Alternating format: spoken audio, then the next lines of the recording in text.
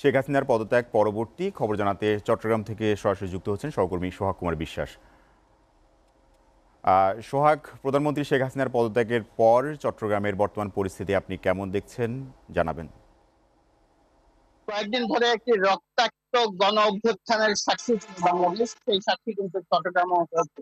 কয়েকদিন ধরে যে সংঘাতময় পরিস্থিতি ছিল, যে অসংখ্য ছাত্র জনতার জীবন গেছে এই গণ অভ্যুত্থান কার্যকর করতে, তারপরে কিন্তু গতকালকে ফাইনালি গতকাল দুপুরে এই প্রধানমন্ত্রী সাবেক প্রধানমন্ত্রী শেখ হাসিনা যে পদত্যাগ করে দেশ থেকে পালিয়ে গেছেন, তারপরে কিন্তু সাধারণ মানুষ গতকাল দুপুর থেকেই উচ্ছ্বাস প্রকাশ করে এবং উল্লাস করতে থাকে, গভীর রাত পর্যন্ত সেটা চলতে থাকে।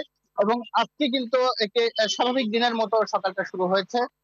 রাস্তায় সাধারণ মানুষের ভিড় আছে, যদিও ব্যক্তিগত যানবাহন গুলো এখন পর্যন্ত কিন্তু সেভাবে আমাদের চোখে পড়েনি।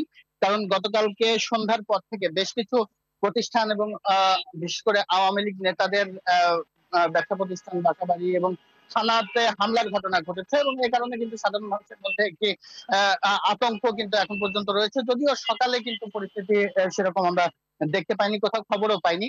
তবে একটা নতুন চ্যালেঞ্জ কিন্তু তৈরি হয়েছে। যেমন আহ, যে কটি প্রতিষ্ঠান আছে, গণমানুষের সাথে সংশ্লিষ্ট যে প্রতিষ্ঠানগুলো আছে, সিটি কর্পোরেশন, বিশেষ করে পৌরসভা, ইউনিয়ন পরিষদ পর্যন্ত সবগুলোতে কিন্তু জনপ্রতিনিধি যারা ছিলেন তারা আওয়ামী লীগেরই কোনো নেতা কর্মী বা আওয়ামী লীগ সংশ্লিষ্ট, এবং তারা কিন্তু কেউই আজকে অফিস করছেন না। যদিও অফিস খুলে গেছে, সাধারণ ছুটি প্রত্যাহার করে নেওয়া হয়েছে, অফিস গুলো খুলে গেছে, সরকারি অফিস গুলোতেও কিন্তু কর্মকর্তারা সেভাবে আসেননি, অল্প কিছু কর্মকর্তারা এসেছেন।